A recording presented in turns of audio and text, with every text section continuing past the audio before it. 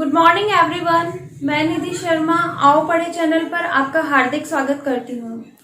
Friends, हमने start कर रखी है रीड की तैयारी, जिसमें से मैं आपको फर्स्ट जो चैप्टर है सूक्ष्म जीव वो मैं कंप्लीट करा चुकी हूँ।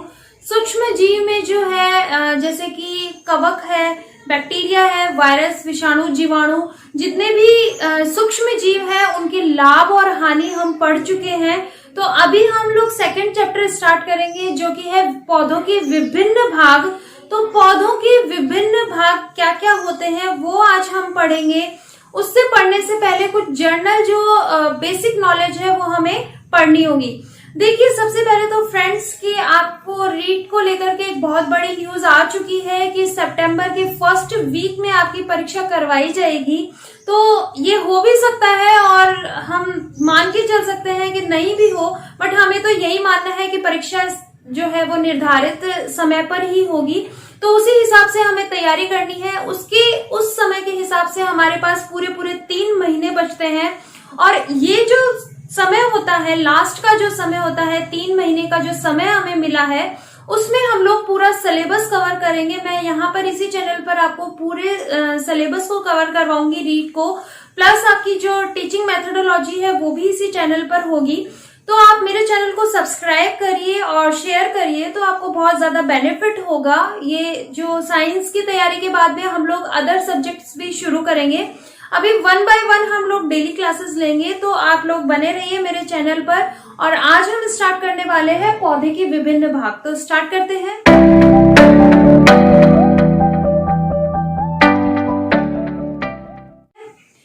स्टूडेंट्स, सबसे पहले तो पौधे के विभिन्न भाग। देखिए, पौधे जो होते हैं वो 3 तरह के होते हैं। जैसे कि मैंने यहाँ पर लिखा है हर्ब्स, श्रब्स एंड ट्रीज। यानी हर्ब्स जो होते हैं उनको शाक बोला जाता है, श्रब्स जो होते हैं वो झाड़ी कहलाती हैं और ट्री जो होते हैं वो पेड़ होते हैं। सबसे पहले हर्ब्स जो होते हैं जिन्हें हम शाक बोलते हैं, वो क्या होते हैं, उनमें तना जो होता है बहुत कोमल पाया जाता है, ज्यादा विकसित नहीं होते। जैसे कि हम माने तो सरसों का पौधा, सरसों या फिर सौंफ के जो पौधे होते हैं, सौंफ, धनिया, ये जो है ये क्या होते हैं, ये शाक होते हैं क्योंकि इनका जो तना होता है वो बहुत ही कोमल होता है। नेक्स्ट जो आपका आता है वो श्रब्स होता है, जिसको हम लोग झाड़ी भी बोलते हैं। तो झाड़ी तो आपने, हम राजस्थान में रहने वाले लोग हैं, तो झाड़ी जो है वो क्या है, बेर की झाड़ी, बेर की झाड़ी जो होती है वो सभी ने देखी है। पूर्णतः विकसित नहीं होती, बहुत ज्यादा बड़ी नहीं होती है। जैसे गुलाब होती है, गुलाब जो है, गुलाब की भी झाड़ी होती है, ठीक है। तो वो सब आते हैं श्रब्स की कैटेगरी में। इसके बाद में आपका आता है पेड़। तो पेड़ जो होता है वो पूर्णतः विकसित होता है, उसमें जो तना, मूल तंत्र, जड़ और पत्तियां, फल और फ्लावर या फिर हम लोग फूल कह सकते हैं, तो वो सभी पाए जाते हैं पेड़ के अंदर। तो पेड़ जो है वो पूर्णतः विकसित होता है। अगर हम लोग इसका एग्जाम्पल लें तो जैसे कि जामुन होता है, आम होते हैं, ये जो होते हैं ये पूर्णतः विकसित पेड़ होते हैं, ठीक है। तो हमने पौधे के विभिन्न भाग में सबसे पहले पौधों को 3 में कैटेगरी किया है, पेड़ को 3 में कैटेगरी किया है। पहला शाक होते हैं, दूसरे झाड़ी और तीसरे पेड़। तो हम लोग अभी पेड़ की स्टडी करना है क्योंकि पेड़ में सभी तरह के पार्ट्स पाए जाते हैं, जैसे कि रूट पाई जाती है, स्टेम पाई जाती है, फ्लावर पाया जाता है, बर्ड पाया जाता है, लीफ, तना, पत्ती, सब कुछ पाया जाता है उसमें। तो हमें स्टडी करनी है पेड़ की। देखिए, मैंने यहाँ पर एक पेड़ बनाने की कोशिश की है जिसमें हम लोग देखें, मैं ये यहाँ लिख देती हूँ, जामुन और आम। ओके, तो हमने ये जो पेड़ बनाया है इसमें देखिए, पेड़ में सबसे पहले ये जो होता है, ये भाग जो है ये है अर्थ क्रस्ट, यानी जो पृथ्वी की, जो धरती की जो सतह होती है वो ये है सतह, ठीक है। तो अब जो हमारा पेड़ होता है वो 2 भागों में विभाजित होता है, जिसे हम लोग कहते हैं नीचे, जो कि जड़, जो कि सतह से नीचे वाला भाग होता है उसको हम लोग कहते हैं जड़ तंत्र, जड़ तंत्र, या फिर हम लोग इसको मूल तंत्र भी बोलते हैं, मूल तंत्र। ठीक है, ये है सतह के नीचे वाला भाग, और सतह के ऊपर वाले भाग को हम लोग बोलते हैं प्रहो तंत्र। प्रहो तंत्र। ठीक है, तो ये तो विभाजन था दो भागों में, उनके जमीन के ऊपर और जमीन के नीचे। इसके बाद में इसको हम लोग बोलते हैं स्टेम, या फिर हम कहते हैं इसको तना। ये होती है पत्ती, लीफ। ये जो दिखाई दे रहे हैं ये है फ्रूट्स, यानी फल। ये जो है आपको फ्लावर, फ्लावर जिसे हम फूल भी बोलते हैं। ठीक है, और ये जो होता है ये है बड, जिसे हम कलिकाएं भी कहते हैं, कलिकाएं। ठीक है, तो ये है अलग अलग भाग, जिसे ये जो है जड़, जड़ या रूट। ओके, तो अब देखिए जो सतह के नीचे है उसको जड़ तंत्र या मूल तंत्र बोला गया है, और ये जड़ में विभाजित होता है। जो सतह के ऊपर है उनमें कलिकाएं होती हैं, फूल होते हैं, फल होते हैं, पत्तियां होती हैं और तने होते हैं। तो यही आपके विभिन्न अलग अलग टाइप से दिए हुए हैं कि तना क्या होता है, तने की पूरी स्टडी है, फिर पत्ती की पूरी स्टडी है, फिर फल की पूरी स्टडी है, फूल और कलिकाओं की स्टडी है। तो ये सब आपके सिलेबस में दिया गया है, तो 1 बाय 1 हम लोग इसको स्टडी करते चलेंगे। तो सबसे पहले पढ़ते हैं रूट यानी कि मूल। ठीक है, चलिए स्टार्ट करते हैं। देखिए, पौधे के विभिन्न भाग में जो पौधे होते हैं उनको दो तरीके से कैटेगराइज किया गया है, जिसमें से सबसे पहला जो आता है वो आता है वेजिटेटिव, वेजिटेटिव पार्ट, एंड दूसरा आता है आपका reproductive part, reproductive part. Okay, तो वेजिटेटिव पार्ट जो होता है उसको हम लोग बोलते हैं कायिक भाग, और जो रिप्रोडक्टिव होता है उसको बोलते हैं प्रजनन, प्रजनन भाग। तो पेड़ जो है वो दो तरीके से कैटेगराइज्ड हैं। वेजिटेटिव पार्ट जो आता है उसमें सबसे पहले आता है रूट, स्टेम एंड लीफ, जड़, तना और पत्ती। इसके बाद में रिप्रोडक्टिव पार्ट यानी प्रजनन भाग में जो सबसे पहले आता है वो होता है फ्लावर, फ्लावर यानी फूल, और दूसरा जो होता है वो होता है फ्रूट, जिसको हम फल कहते हैं। ठीक है, तो ये प्रजनन भाग यानी यहाँ से जननांग होता है पौधों का, और ये है कायिक भाग यानी कि जो पौधे जब विकसित होते हैं, पूर्णतः विकसित होते हैं, तो उनमें विकास में, पौधों के विकास में कौन कौन हेल्प करता है, वो होते जड़, तना और पत्ती। इसलिए इनको दो भागों में विभाजित किया गया है। सबसे पहले हम पढ़ेंगे रूट, तो चलिए पढ़ते हैं। तो नेक्स्ट है हमारा रूट या जड़, जिसे हम बोल सकते हैं। देखिए, जो सबसे पहले जड़ की जो सबसे मेन बात होती है वो ये है कि ये सतह के नीचे पाई जाती है, यानी सतह के नीचे पाई जाती है। तो ये भी दो तरह की होती है, एक तो होती है रेडियल रूट और एक होती है एडवेंशियस रूट, जिसको हम रेडियल रूट को जो है वो एक बहुत डीप तक जाती है। इसकी स्टडी हम लोग बाद में करेंगे। लेकिन देखिए, जैसे इस सतह से नीचे जाते हैं तो रूट जो होती है वो सूरज से विपरीत दिशा में चली जाती है, और विपरीत दिशा में चली जाती है तो सूरज जो है, जो कि जिसके कारण फोटोसिंथेसिस प्रोसेस होता है, वो इन रूट्स में नहीं हो पाता, इन जड़ में नहीं हो पाता, इसलिए ये हरे रंग की नहीं होती हैं।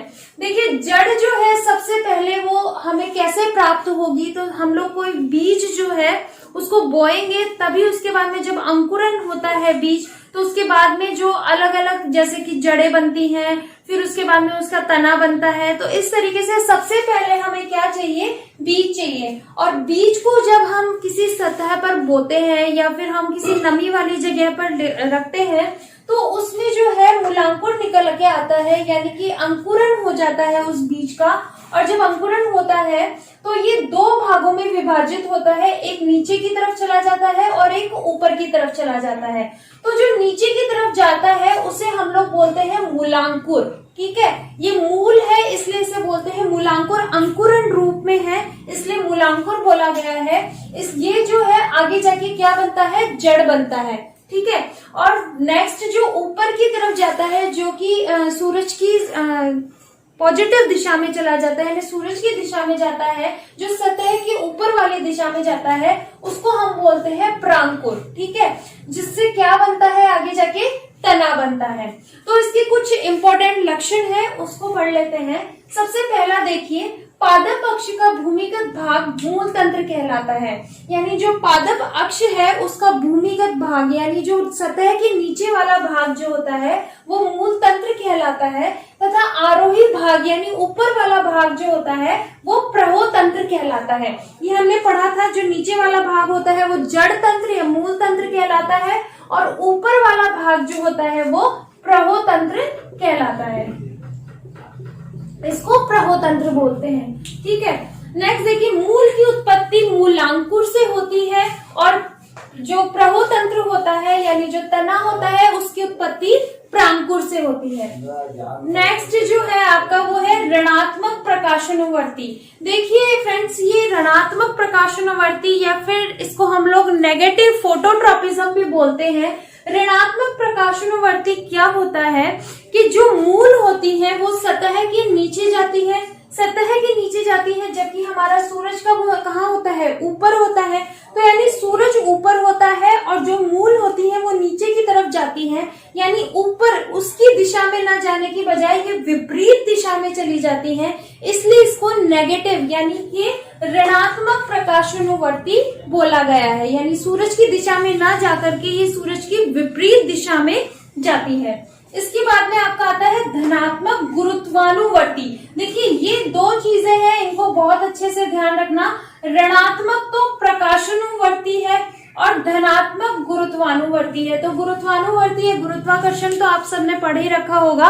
गुरुत्वाकर्षण क्या होता है कि किसी भी वस्तु को अगर हम लोग छोड़ दें तो वो कहाँ चला जाएगा, नीचे चला जाएगा। जैसे मैं अगर इस पेन को ऐसे छोड़ दूं तो वो जो धरती है यानी हमारी सतह है उसी की दिशा में जाएगा, यानी उसी की दिशा में गिर जाएगा। ये किसके कारण होता है, गुरुत्वाकर्षण बल के कारण होता है।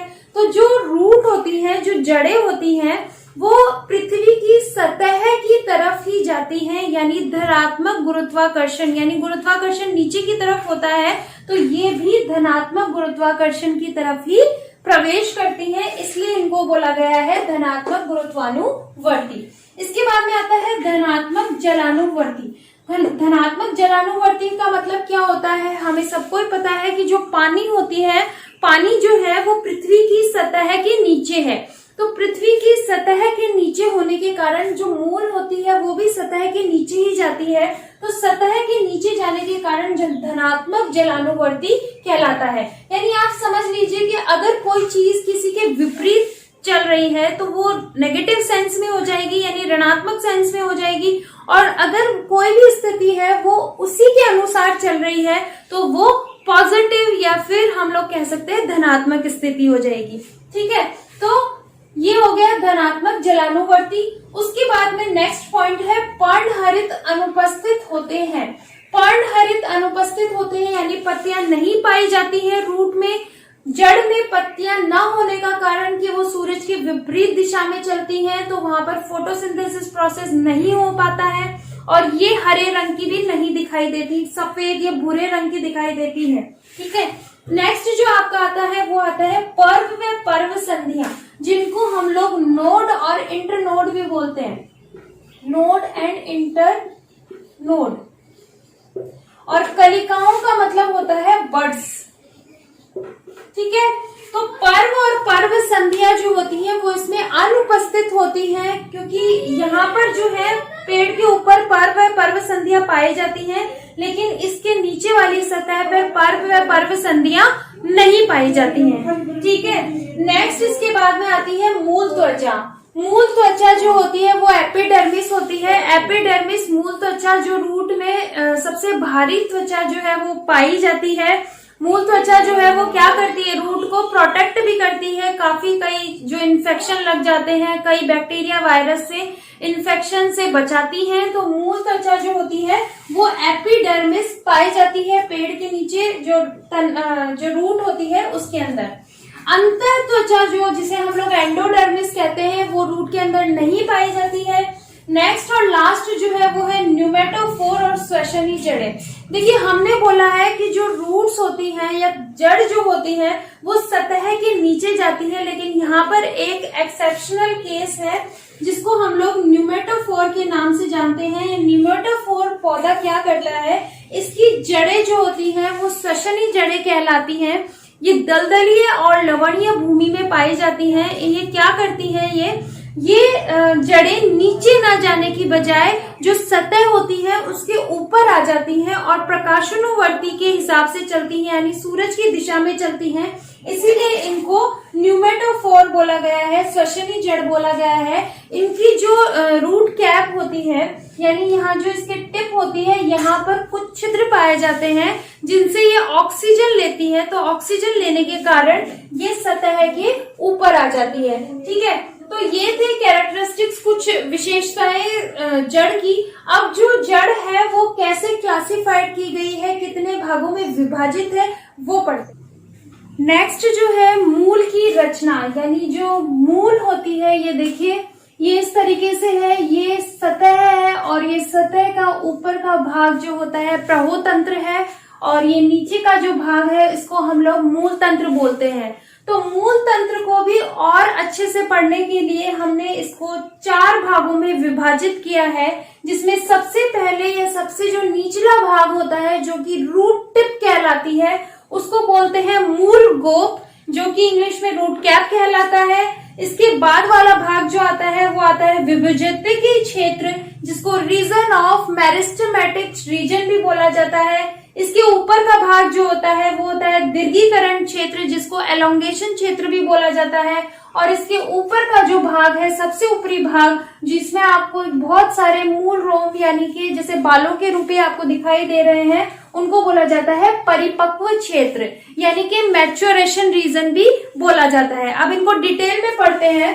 देखिए जो मूल गोप होता है, जो कि सबसे ऊपर की टिप कहलाती है, मूल गोप सिरे पर पतली भित्तीय कोशिका से बनी रचना है। यानी जो मूल गोप होता है वो पतली भित्तीय कोशिका से बनी होती है, और इसका काम क्या होता है कि बहुत सारी मिट्टी में ऐसे जीवक या सूक्ष्म जीव पाए जाते हैं जो पेड़ों को नुकसान पहुंचाते हैं। ये हमने पहली जो चैप्टर था उसमें पढ़ा था कि पेड़ों को नुकसान पहुंचाने वाले कई ऐसे जो जीवाणु या विषाणु होते हैं, तो उनसे बचाने के लिए यहाँ पर एक मूल गोप होती है जो कि पतली भित्तीय कोशिका की बनी होती है, और ये उनसे इन्फेक्शन से उनको बचाती है, पेड़ों को बचाती है।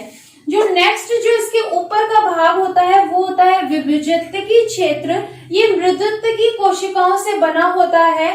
ये देखिए इसके ऊपर का जो भाग होता है वो विभुजतिकी क्षेत्र होता है।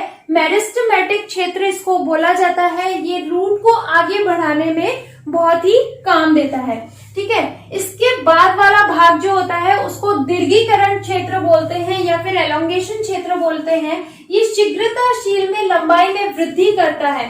तो जो एलोंगेशन क्षेत्र जो होता है, दीर्घीकरण क्षेत्र जो होता है, वो क्या करता है, सतह के नीचे जो क्षेत्र होता है उसमें से बहुत तेजी से ये जड़ों को आगे तक पहुंचाता है, जिससे कि वो जो नीचे जो अंडरग्राउंड वाटर होता है यानी पानी जो होता है उसको अवशोषित कर पाए और पेड़ को आगे बढ़ा पाए, यानी कि विकसित कर पाए। ठीक है, तो दीर्घीकरण जैसे कि अपने नाम से ही पता चल रहा है कि ये लंबाई में वृद्धि करती है। किसकी लंबाई में वृद्धि करती है? जड़ की लंबाई में वृद्धि करती है।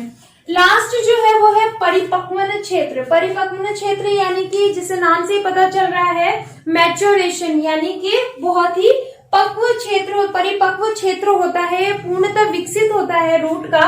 इसमें क्या होते हैं, एक कोशिकीय मूल रोम पाए जाते हैं, यानी बालों के अनुसार जैसे जड़ ये है और यहाँ पर जो है बहुत तरह के मूल रोम पाए जाते हैं, निकले हुए रहते हैं मूल रोम। वो क्या करते हैं, ये मूल रोम जो है, आपने अगर जड़ें देखी होंगी वैसे तो सबने, तो कुछ ऐसा अगर निकालते हैं, जैसे कि गेंदे का पौधा होता है, अगर गेंदे के पौधे को आप बाहर निकाल के देखेंगे तो उसमें बहुत सारे मूल रोम पाए जाते हैं। ठीक है, वो मूल रोम क्या करते हैं, मूल रोम जो होते हैं पौधे के स्थायित्व के लिए काम में देते हैं। यानी जैसे कि पेड़, और जब उगता है तो उसके बाद में मूल रोम डेवलप्ड होने का कारण क्या है कि जैसे आंधियां चल रही हैं, बारिश आ रहे हैं, फिर भी कई पौधे जो होते हैं बहुत आसानी से जकड़े हुए रहते हैं जमीन को, क्योंकि उनका जो मूल रोम जो होता है वो पूर्णतः विकसित होता है और वो मिट्टी के कण के साथ अच्छे तरीके से बंध जाता है, जिसके कारण चाहे आंधी आओ, तूफान आओ, लेकिन पेड़ों को कुछ भी नहीं होता है।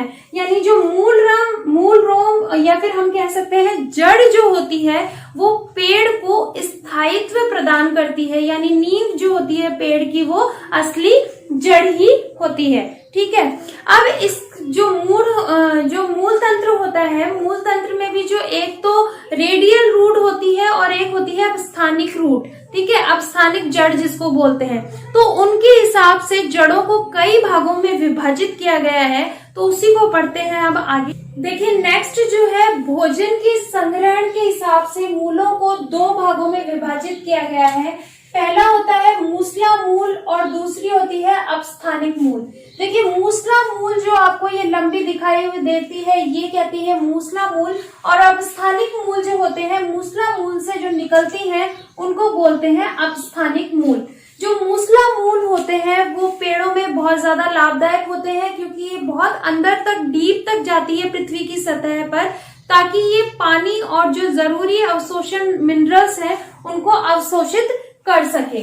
ठीक है, अब मूसला मूल जो है वो 5 प्रकार की होती है। उनके खाद्य रूपांतरण, यानी हम जब देखें तो रूट की शेप के हिसाब से इनको 5 भागों में विभाजित किया गया है। पहला होता है तर्कु रूप। देखिए तर्कु रूप क्या होता है, जैसे कि एग्जांपल इसकी मूली होती है, तो इसका जो आधार का जो भाग होता है और जो सिरा होता है वो पतला होता है, और थोड़ा सा ये बीच की तरफ जो होती है फूली हुई होती है। ठीक है, जैसे कि मूली तो सबने ही देख रखी होगी, तो ये मूली जो होती है वो तर्कु रूप की होती है। शंकु रूप क्या होता है, शंकु रूप जैसे कि गाजर, इनका जो आधार होता है वो चौड़ा होता है और नीचे जाते जाते सिरा जो होता है वो पतला हो जाता है। शंकु यानी कोने के रूप, कॉनिकल रूप में ये विभाजित हो जाती हैं। ठीक है, इनको बोलते हैं शंकु रूप। उसके बाद में आता है कुंभी रूप। कुंभी रूप का मतलब तो आप समझ ही गए होंगे, कुंभ जैसा। तो इसका एग्जाम्पल है शलगम, या फिर हम लोग चुकंदर भी बोल सकते हैं। तो शलगम जो होता है वो कुंभी रूप होता है। इस तरीके से ये बीच में जो है वो अधिक फूल जाती है, इनको कुंभ का रूप ले लेती हैं, तो इनको कुंभी रूप बोला जाता है। नेक्स्ट जो है वो है गांठदार। ये कोई इनकी निश्चित स्थिति नहीं होती है, ये कहीं से भी फूल जाती हैं, तो ये है गांठदार। गुलाबास इसका एग्जाम्पल है, उदाहरण है। और नेक्स्ट जो है ग्रंथिल, यानी जो लेगुमिनेसी कुल के जितने भी पौधे होते हैं उनकी जड़ें कैसी होती हैं, ग्रंथिल होती हैं। ये जो है ये नाइट्रोजन स्थिरीकरण में बहुत ज्यादा लाभदायक है। जैसे कि एग्जांपल आपने देखा मटर और उड़द, ये लेगुमिनेसी कुल के पौधे होते हैं जो कि जमीन के अंदर जो नाइट्रोजन होता है उसका स्थिरीकरण करते हैं और पौधे में लाभदायक होते हैं। तो छोटी छोटी ग्रंथियां इनमें बनी होती हैं। तो ये थे मूसला मूल के 5 प्रकार। अब देखते हैं अपस्थानिक मूल। देखिए अपस्थानिक मूल जो होते हैं वो उनमें कंदीय मूल जो होता है, जैसे कि शकरगंध भी बिल्कुल शलगम की जैसा ही होता है, तो ये कंदीय मूल, कंद बना होता है। ठीक है, इसके बाद पुलकित मूल का जो एग्जाम्पल होता है वो डहलिया होता है। ग्रंथिल मूल का एग्जाम्पल कुरकुमा होता है। स्तंभ मूल का फाइकस इलास्टिका होता है, और अवस्तंभ मूल का होता है पेनिडेनस टॉक्टेरियस। तो ये अपस्थानिक मूल और मूसला मूल, ज्यादातर मूसला मूल परीक्षा में पूछी जाती है। अपस्थानिक मूल इतनी इंपॉर्टेंट नहीं है, और जो इंपॉर्टेंट थी वो मैंने आपको लिखवा दी है। तो इनसे से पूछा जाता है कि ये अपस्थानिक मूल है या फिर मूसला मूल है, बस इनमें इतना ही प्रश्न आता है। तो आज ये पौधे के विभिन्न भाग में आपका मूल जो होता है वो कंप्लीट होता है। नेक्स्ट जो है हम पढ़ेंगे तना। कैसी लगी आपको वीडियो जरूर कमेंट बॉक्स में बताइएगा, डाउट हो तो जरूर पूछिएगा, और subscribe and like and share my channel. Thank you.